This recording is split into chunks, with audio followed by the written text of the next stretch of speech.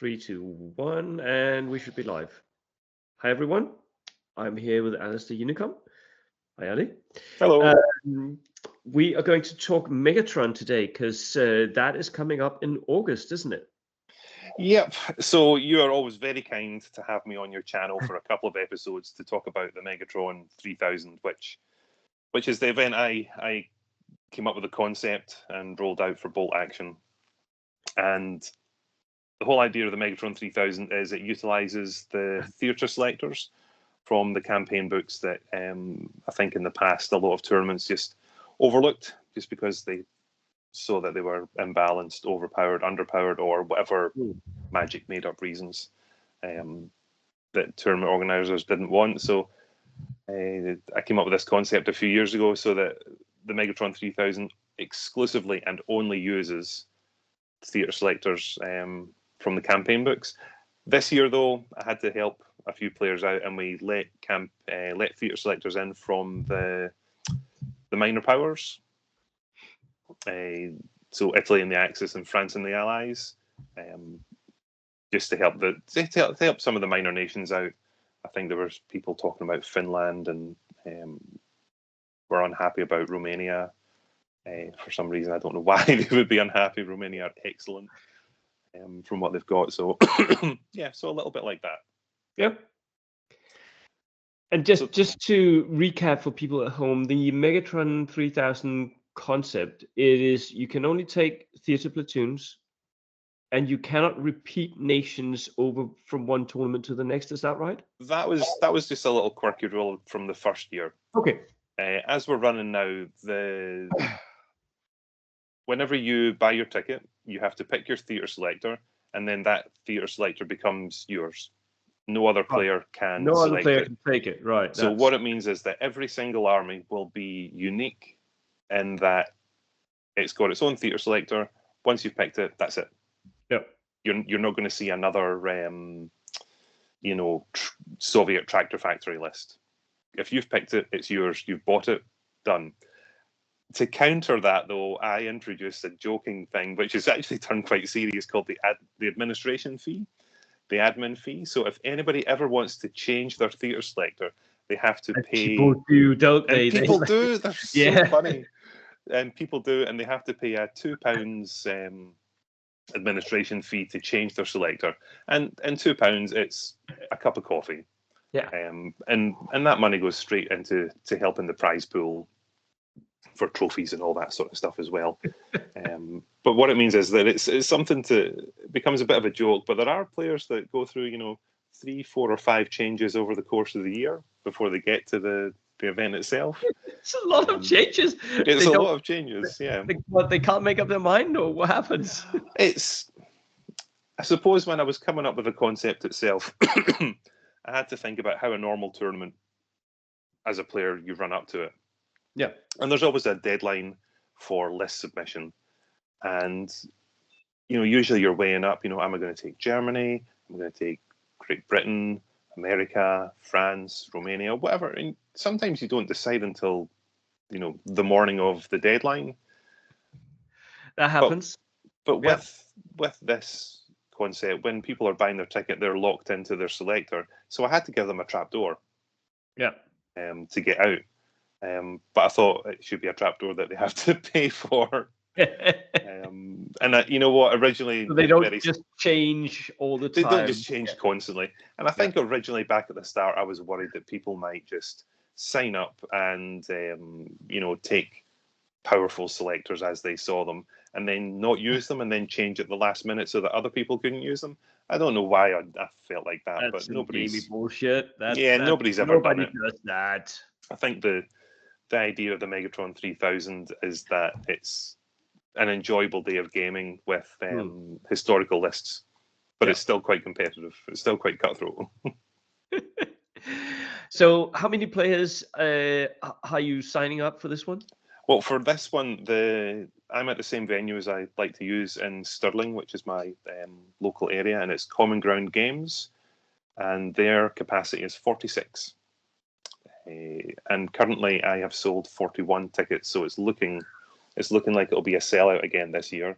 I've got a few players that are They're trying to decide on their selectors before they before they commit, which is the policy. Once you buy your ticket, you have to tell me what your selector is. You can give me the money, but if you don't give me your selector, you're not going on the list.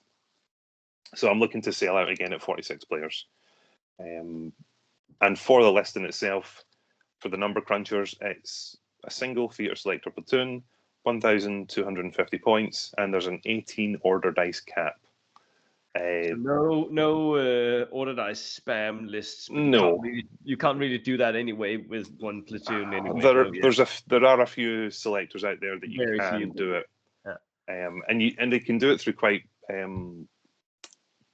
different methods with taking transports. Lots of cheap transports. There's a few Japanese platoons that you can take in like unlimited numbers of militia squads. So there has to be some sort of control.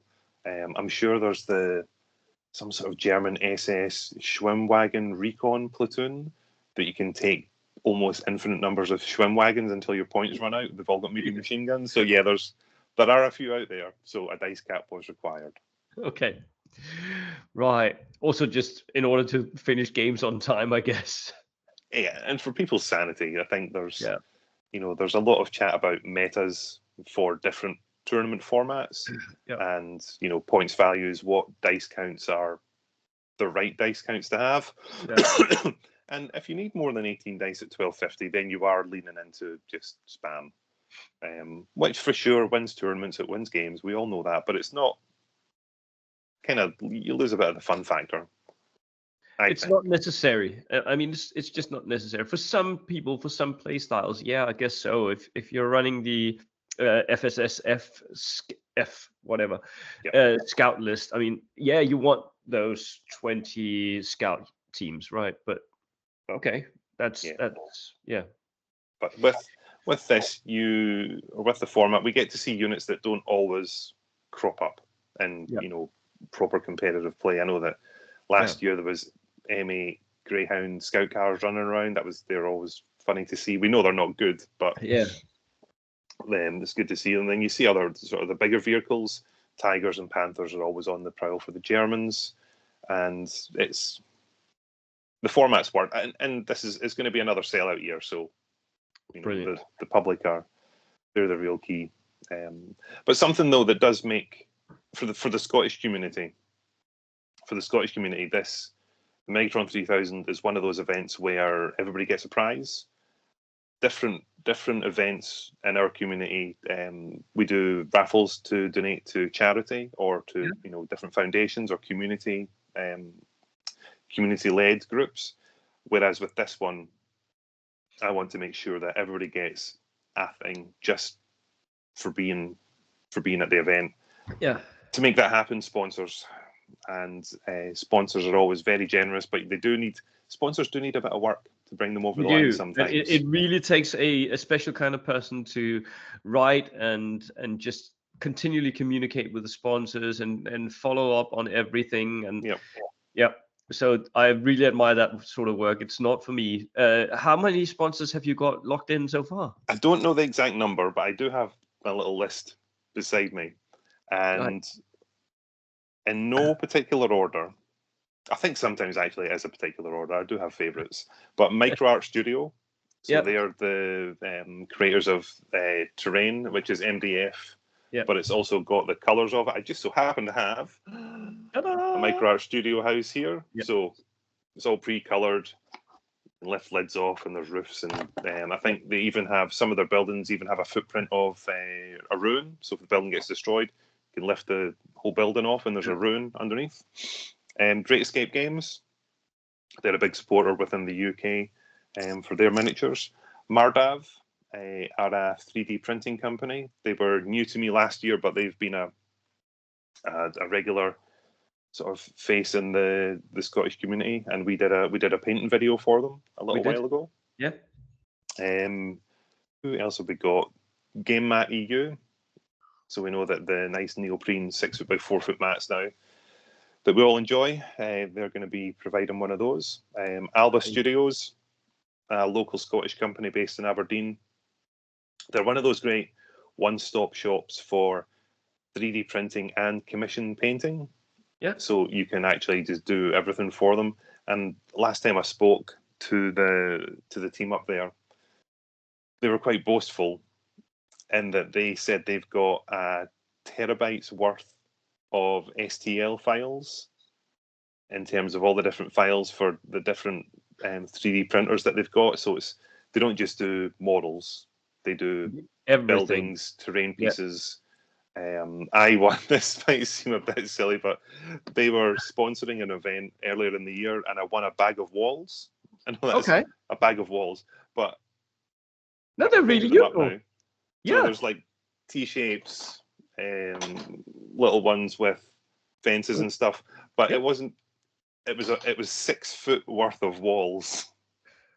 You've got walls for all the tables you could ever want. It's amazing. Bag of walls. It's something as basic as that you don't think you need, but when you get it home and you start painting it, and you realize, like, bags of walls for fencing off all those fields, creating little courtyards. So it's something as basic as that, from Alba Studios all the way up to. Oh, I wish you could. Oh, actually, I can reach. I'm in the process of painting up one of their 3D printed houses. I'm not sure where the original files come from, but it's a 3-floor. Fully detailed sort of bottom interior. This is like a little shop thing. So highly recommend those guys. Who else have we got? Overlord Games. Overlord are a online third-party retailer, and they've come on board again. Well, they've come on board new for this year. And sometimes when sponsors ask, what do you want?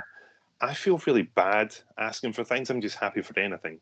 Whatever, whatever you can spare, basically. Yeah, but I was looking through the Overlord Games website, and I noticed that they had a really great selection of paints from, I think it was from Vallejo. They did the little sort of box sets. I should have one to hand.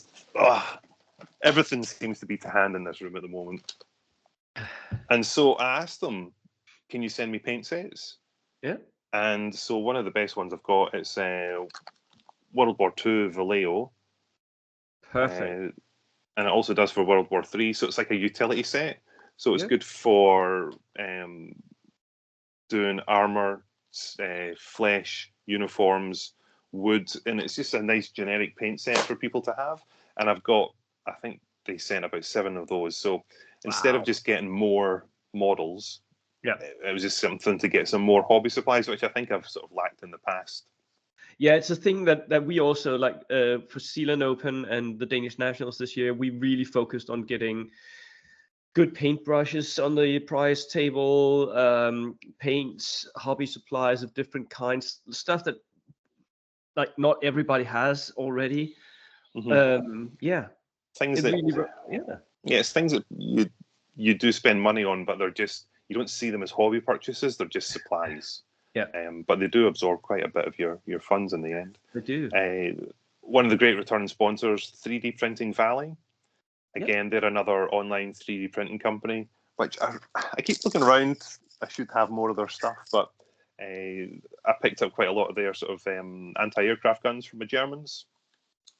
But again, they do quite a broad spectrum of World War II miniatures, and they're on Etsy as well. Another popular way to buy your stuff. Coed Designs dice bags out of Sweden, and they're all bespoke, handmade. And honestly, love the team that produce it. Do I have it to hand again? It might be buried in the big box. Give me here. I can see it. So got this great airborne one. Lovely. Love that. And I'm really gutted. I don't know what that symbol is. I have no idea. Good guys. And, I don't talk about it that much on this channel, but I also do a Blood Bowl event as part of the weekend on the following day. And they even sent over a Blood Bowl dice bag. So, honestly, the quality that comes out is fantastic. And I'm really gutted. I never get to win any of those. It really pisses me off. That Like, sucks. That's one of the main detriments to being the TO. oh yeah, see some of Never the get great any stuff. of the cool stuff. Some of the great stuff that comes in. Like, I'd love one Yeah. of those dice bags. Like, nope, Yeah. never get Nope. to have one. Yeah. Another Scottish company though, called Scale Miniatures. I always feel like Scale Miniatures always fly under the radar, and they never get the appreciation that they truly deserve. But it's for the scenery items that they make. And I guess I focus on a lot of the smaller details these days, but I like the ruined trucks that they do, the destroyed trucks. Yeah. You know, you've got these great battlefields, but sometimes they feel a bit devoid of like human life. Debris and just That's it. Inhabitation. Yeah. That's it. That human inhabitation that, you know, there used to be people here, now there's not, but they've abandoned cars. Yeah. You know, that are destroyed, abandoned vehicles. So I think Any Scale Miniatures for that are great, and I know that they'll be providing a whole raft of vouchers for my players to use. And then some of the bigger guns, Osprey books. Osprey have donated some campaign books, which are always good. I know that version 3 is coming and everybody gets a bit excited, but will invalidate everything, but the books are still cool and the look books, nice. You can use them for half a year more. The books are still there, and the history still matters, and the scenarios still matter. So yeah, I'm very thankful that Osprey have done that. I'm also hoping, and if Osprey are watching, version 3 copy of it for August. Ooh. You could always send it along. I will happily link to all the sponsors. Anyone who wants to send us a version 3 copy for proofreading or for feedback or whatever, please do so. Yes, we will do so. And Warlord Games themselves. Warlord Games are always one of the first companies to join on to support their events. And I got one of their sort of higher tier support packages, which include the Golden Order dice. Nice. Again, never get to win them. Nope. So sad. Nope. Just because the Golden Order dice, they only come out for events that are of a particular size. Yep. And in Scotland, the Megatron3000 is the only event that ever meets that criteria. I'm hoping the Scottish Nationals this year will do so as well. But again, I won't get to win them there because I'm going to run that as well. It's like, oh. You need somebody to step into those TO shoes, Alistair. You really do. No, what I really need is somebody just to give me a set out of charity. That would be really good as well. But you'll always know you didn't win them then. Snakes for the heart there, mate. But yes. But those are the sponsors that have come on board so far. There are more that are waiting in the wings to come on, because I've got to get prizes for 46 players, plus prizes. Yep. For the specific things for best painted army. We do a terrain call out, so the community members bring their very best boards. Can I give you one piece of advice that we found out? Yeah.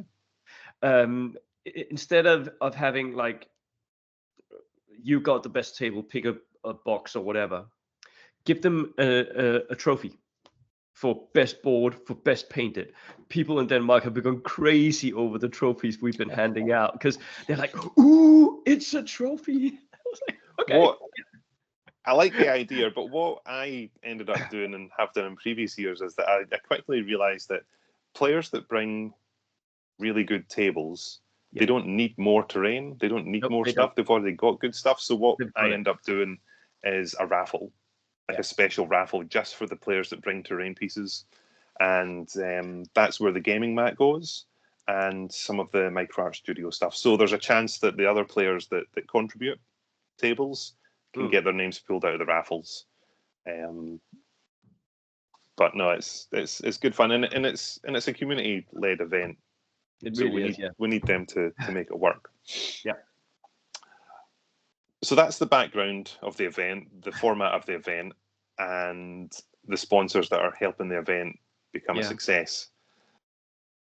The only two remaining things to talk about are players, of which we'll mention a few, and the selectors that they've chosen. So let's start with the players. Who have you got that's signed up so far that really stands out to you? Well, I've got 41 players on the list, and it's the who's who of the Scottish community. Yeah. So I've got, Phil Mason, Paul Walker. I actually don't have Johnny Ferg on the list because he can't decide. Honestly, what? Come on, Ferg Johnny. What are you doing? A big character in the Scottish community, and he's huffing and puffing. He's like, I can't find a selector that I like. I'm like, whoa. Well, and this was me prodding him when there was 12 tickets left. There are only 5 tickets left, and by the end of today, there could only be 3 tickets left. So he really has to pick something. So I know there's always a lot of discussion. Players make the difference. Yeah. Armies don't make the difference. But really, what I like to find in the player list is I find the interesting selectors and then see who's picked them. Yeah. And so I'm going to start, and this one excites me a lot, with one of a player who's coming over from Denmark. So we're going to talk about Lars Andersen. Nice. So Andreasen, by the way, but yeah. What's that? Sorry, Andreasen, but it's weird. Yeah, sorry, mate. I'm not Lars, going to pronounce anyway. anything. Right. But Lars. Yep. And he has gone for the Trans-Caucasus Reinforced Platoon from Case Blue. Nice. And for those that don't recognise the title, it's on page 140. What we're really talking about is Soviet trains. Yep. So, oh dear. So traditionally we talk through the selector, which I will do. So, yeah. First or second lieutenant, the 2 core squads that are required: rifle squad, light machine gun squad, submachine gun squad, veteran squad, Shaftbrad, guard, naval, cavalry, mountain division. Then you've got the standard HQ options: captain, major, commissar, medic, forward, observer. Then the 0 to 4 infantry options: student officer squad, airborne squad, rifle squad, LMG squad, submachine gun squad, veteran squad, NKVD, Shaftbrad, guards, mountain division, naval, cavalry, tank riders, Cossacks, scout squad, but only 0 to 1 assault engineers. Yeah. It's like, okay, that's fine. Yeah. Then it's medium machine gun team, heavy machine gun team, light, medium, heavy mortar, the cocktail of snipers. So the sniper squad is the Chata squad or the sniper detachment, 0 to 1 flamethrowers, 0 to 2 anti-tank teams. So it's all the new Frontnik anti-tank rifle team, which is really cool. You can it is really cool. Stuff. Yeah. Dogs, etc., etc. Artillery, it's your standard light, medium, heavy. Pretty much every anti-tank gun they had. Yeah. Along with all the anti-aircraft guns. Then, sorry, it's all just nonsense. Then there's tanks. And when players are thinking about the Megatron3000 and the theatre selectors are very specific on what you can and cannot have. There's no, I've never found a grey area. So when you get 0 to 1 tanks, you can have the T60 light tank, the M3 Lee, Valentine, T-34, or the KV-1. That's okay. That's it. That's very limited, but I mean, the Lee could be okay, I guess. Yeah. Yeah, but it's just good that it's very clear cut on what you can have. And in the same way for the transports and tows, with the jeeps, the trucks, the half-track trucks, etc., etc. But there's a whole new section here, armoured trains. See page 172. Yeah. And so the armoured trains, let's go to page 172.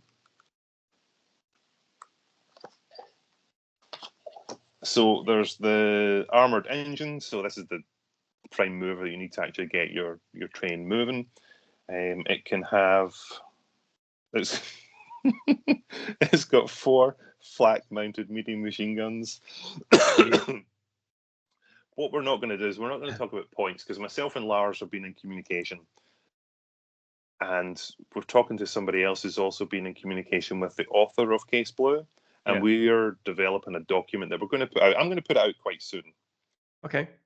And it's almost like a miniature FAQ where we've addressed some of the problems with points, with weapons, and with what the train can actually do, because it doesn't work. There's And a it's lot of things that were unclear and were not like, how do you actually do this? yeah, How does this work? Yeah. yeah. So we've had a good thing because I want to see this on the table. I Yeah, it wanted really would players be to have cool. this option. So people will already be thinking, it's like, oh, I've read it, it doesn't work. We're going to make it work. Yeah. But then there's the artillery wagon with the turret-mounted medium howitzer, coaxial MMG, 2 left-facing hull-mounted medium machine guns. Like, yeah, that's awesome. Then there's the flak wagon with 2 heavy autocannons on a rotating platform. And then there's also a transport wagon. Yeah. It's all great. The flak wagon, I think, is the one I would go for. 2 Yep. heavy autocannons. Yeah. Woo! And just to talk very briefly about it.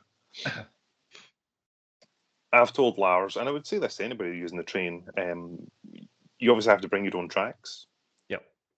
Bring curvy ones, straight ones, bring a bridge. Because the rule that will be in place is that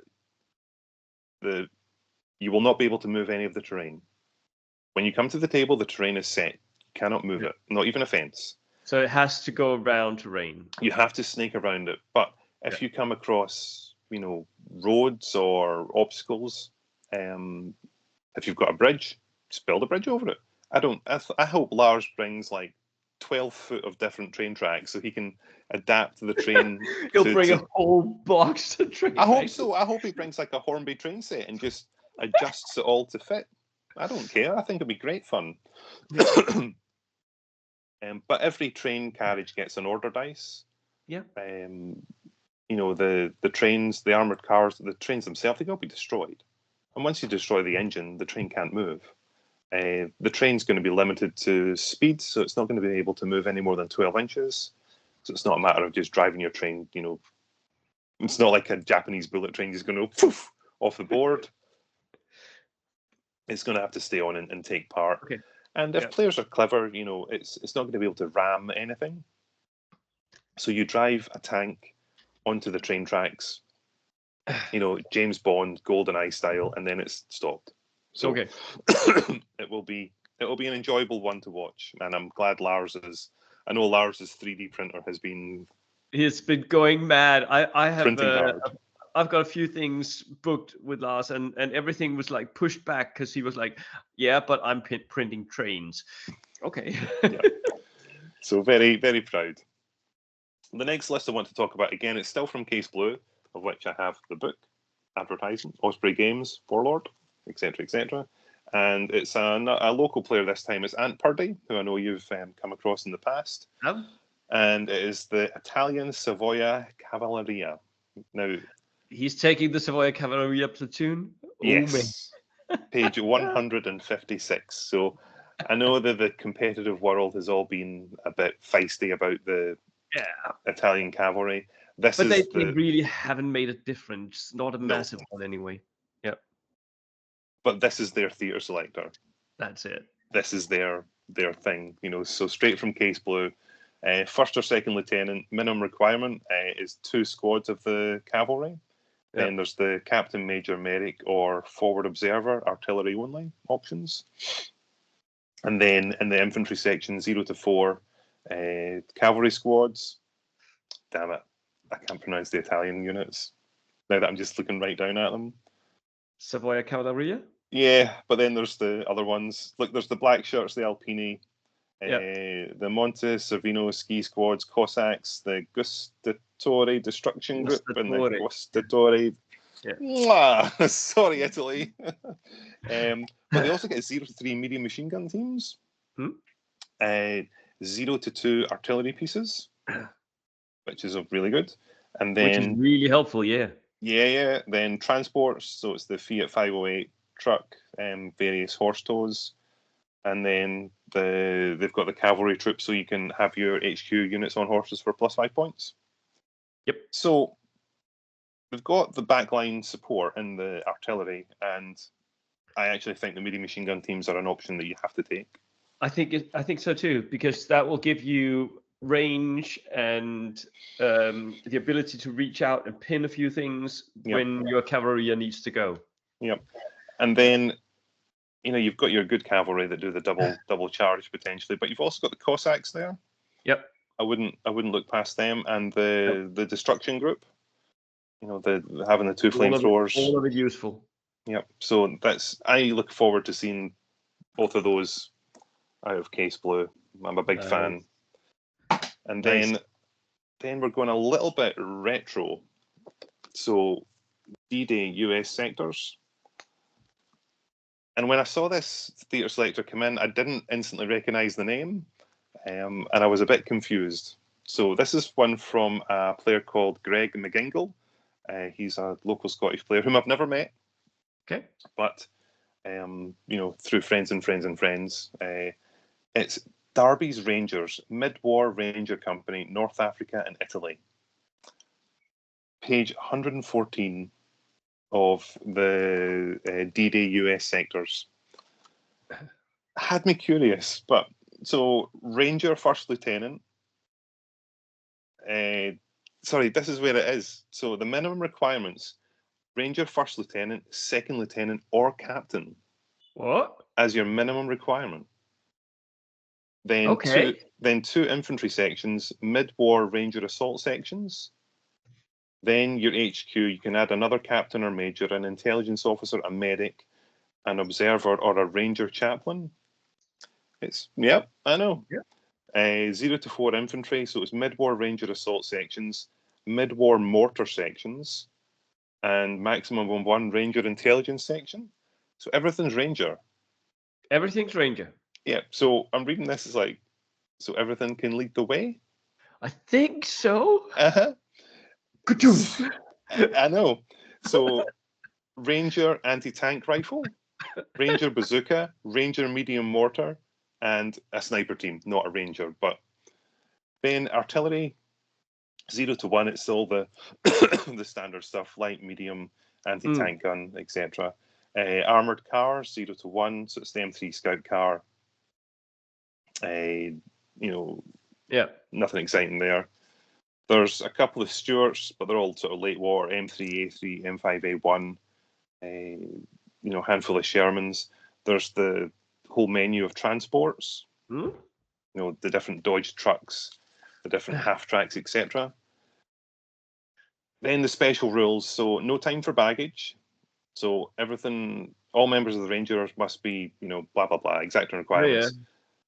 Have to be veteran. So there's attacks going on. Yeah. And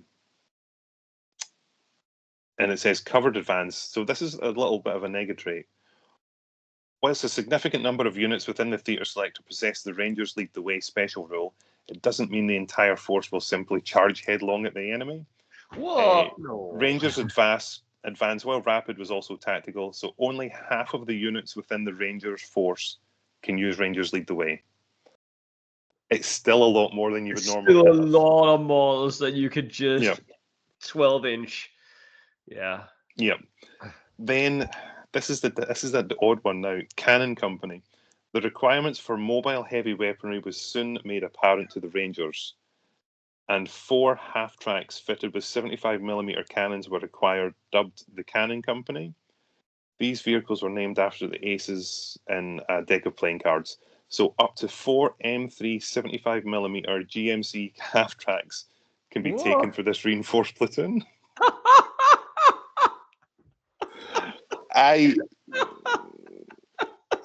I'm so happy that something new arrived. And I'm just twisting my head. It's wow. So I've heard word on the street is that the player is going to be taking 3, not the full 4. Okay. But that's still 3. That's going to blow people's mind. It blew my mind reading it again today. I read it a few weeks ago. So no, that's a really interesting one from D-Day US sectors. Brilliant. And then I think we've spoken about this selector before, but we're all going to D-Day Overlord. Yep. And we're going to talk about a player called Alan Tibbets. Now, Alan. Alan from America. Yeah. I don't know where in America he comes from, but he's going to be in Scotland. I think he's central east coast somewhere. Maybe. That means absolutely nothing to me. It's all just, if it's not Las Vegas or New York, sorry. Sorry, America. But Alan's doing his research, guys. He's crunching the numbers. He's asked questions about different theatre selectors on the list. Yeah. He wants to know things. But he's gone for the 100th Panzer Replacement and Training Battalion Armoured Reinforced Platoon from D.D. Overlord. So what does that really mean? Well, it's German. Yep. It's a tank company. And I think I will not bother reading out all the different options because they don't often make sense. But this theatre selector, the history behind it is that it's the old leftover French tanks that were retrofitted and updated. And basically, this has got the one, where is it? I'm sure it's the Hotchkiss H39. It's the Hotchkiss, yeah. So it's a 8+ fully enclosed armoured vehicle with a light anti-tank gun, coax medium machine gun, and multi-launcher. And multi-launcher strapped on the side. So I'm sure the potential here is that you can take 4, if not 5, of these tanks. Yes. And they're fairly inexpensive, as I remember them, because I've played against this list in the hands of Manuel. You have, yes. Yeah. So I haven't seen this list take to the table, but it's always been one that I've had an eye on for myself. Just because you do get the options on, it's got decent infantry backup. There's a Pioneer squad, your Grenadier squads. You've got different field guns. You don't have any more multi-launchers in that section, but you've got you really don't need them with potentially you really don't need them in your tanks. You've got the different autocannons, so that's going to pose a big challenge, not just because of the multi-launchers, but because of the chassis that they're on. They're 8+ tanks. They're good. Yeah. They're good. And they can still shoot directly at you with the machine guns or the light auto or the light anti-tank gun. Anti-tank gun, yeah. I guess the counter to that, though, is that in a normal sort of competitive meta, you'd be encountering other light vehicles, and the light anti-tank guns would do well. Yep. You don't really see that come out at the Megatron3000. There's a lot more 9+ tanks that roam around.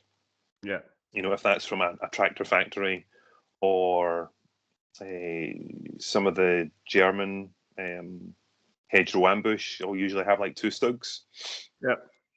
But I think personally, I think Alan is being clever here, because at 1250, the enemy is going to have a lot of units on the table. It's an 18. If he's going multi-launcher, he has a lot of targets. Yeah, it's an 18 order dice. Yeah. Tournament. So no, the targets are good, but I know in the past we've often said that multi-launchers win games, they don't win tournaments. Yeah, that is true. That is true. Same as flamethrowers, mate. Yeah, a little bit. Right, brilliant. So, Ali, are we going to talk again once the lists are in? Are we going to talk again once the lists are in? I don't think we will. It's not something that I've done in the past. No, it's not. Like all the theatre selectors are there for people to see, to people to research. But what we will do is, once the event has run, we will definitely do a debrief, because we'll pick some of the selectors. We'll talk through the lists and see what players maybe did right, maybe did wrong, and how it all fell out. And there'll be more sponsors to thank, and we'll know who's won. Yeah, let's do that then. But that will be sometime in August, and until then, I hope you sell the last few tickets. And to everyone going, stop messing about. Just send in your damn list and stick to it. Yep. Start painting. And Alan, oh man, I'm glad I'm not going, because I do not want to face that platoon. Listen, you get worried about the people's lists and stuff, but there's so much variety going that you look at I'm just having a quick scan through the list now. The Maquis reinforced platoon, the Partisans are coming. Yeah. Who else is there going to be?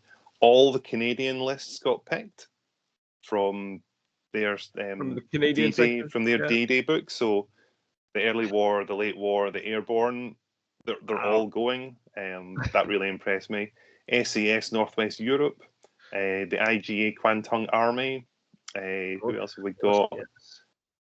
the Soviet Army of Manchuria. There's a Battle of France, Road to Berlin, Extended Last Levy, the Tractor Factory, which I've mentioned. Yes, There's of course. Imperial Japanese Army Navy from Guam. So that's just going to be, crazy nightmare. Paris Uprising, more what do you call them? Partisans. Yeah. Yeah. Yep. U.S. Armored Rifle Company. There's just so many good. There's the 1933, 1945 Jungle Division. So the Australians are coming. Barbecue. Another really good popular one that's goes quite quickly. The Budapest Pocket Defenders. Yes. Yeah. Always popular. Yeah. So how do you pick a winner? I can never pick a winner from this. Yeah, that will be difficult. I know that players make a difference, but it's just so much chaos, isn't it? Yeah, it's great. But anyway, mate, thanks for having me on. I know we'll talk again over some other topic, but the Megatron3000 will be back for its debrief in August. Let's do that. See you then. Cheers.